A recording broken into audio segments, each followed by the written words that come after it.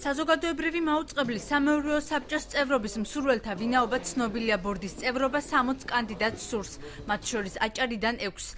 პრეტენდენტთა შორისაა გენო გელაძე, რომლის კანდიდატურა პარლამენტმა ორჯერ უკვე განიხილა. საკანონმდებლო ორგანოს თავმჯდომარის მოადგილე მიიჩნევს, რომ უმაღლეს საბჭოს მრავალფეროვანი არჩევანის პირობებში გადაწყვეტილების მიღება გაუჭირდება. დეპუტატი ალექსანდრე ჩიტიშვილი კი საქართველოს პარლამენტის მიერ ორჯერ დაწუნებულ კანდიდატს მხარს არ დაუჭერს. საწინააღმდეგო ჩვენ არც მაშინ კონდა არაფერი, არც ახლა გვაქვს, მაგრამ პირადად მე თუ კი თქვა დარჩება საქმე ისევ გენო გელაძეზე ვერ დაუჭერ მხარს, მხოლოდ ერთი მოტივის გამო, მე მინდა რომ ბორდი დაკომპლექტდეს, თუმცა პარლამენტმა ორჯერ დაიწუნა ეს პიროვნება, თავის მოტივები აქვს, პარლამენტია, ჩვენ მაღალ საბჭო ვართ. მე ვფიქრობ რომ კიდე ერთხელ გაგზავნა იმისი რომ არა გინდა არ გინდა კაცი მინდა და ისევ არ დავჭერთ ხარი, ბორდი ვერ დაკომპლექტდება, ამიტომ ვფიქრობ რომ მე ალბათ სხვა არჩევანს გავაკეთებ.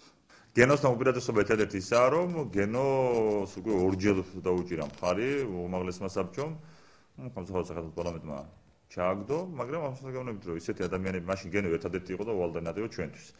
არა, ახლა ალტერნატივა გენოს გამოუჩნდა და ვფიქრობ, უნდა ვიბრძოლოთ ამასთან დაკავშირებით.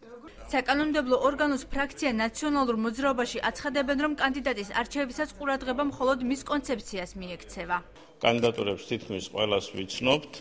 საკმაოდ გამოცდილი სპეციალისტები არიან სხვადასხვა სფეროში. მიგვაჩნია, რომ მათგან ვინც გავა მეორე ტურში, ჩვენ დავაკვირდებით, შევისწავლით და არჩევანს გავაკეთებთ ერთი კრიტერიუმით.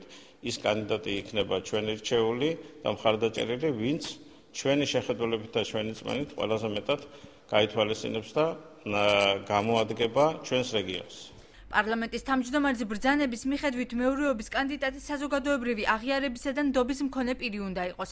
მას უნდა ჰქონდეს მაგისტრის ან მასთან გათანაბრებული აკადემიური ხარისხი და არანაკლებ 10 წლის მუშაობის გამოცდილება.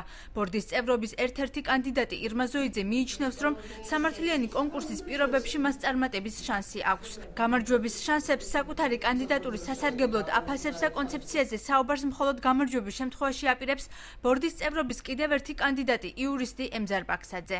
პრობლემს მართლა არ მინდა რომ გავახსნა და ერთადერთი რაც არის თუ იქნება ჩემი როგორც კონცეფცია გაზიარებული, რომელზედაც როგორც ვიცი იქნება ღიად საუბარი და ყველაფერს გამოვხატავ, მხოლოდ ამის შემდეგ შემიძლია თუ რატომ უნდა მივიღონ და რატომ სხვებთან მიმართებაში, იმიტომ ზოგადად ძალიან რთულია. რაც შეეხება ჩემს შანსებს, მინდა ვთქვა, რომ ეს არ არის ვთქვათ ჩემი мотиваცია არ განსაზღვრო იმ ერთ დღეს, როცა ვაკანსია გამოცხადდა, ხო?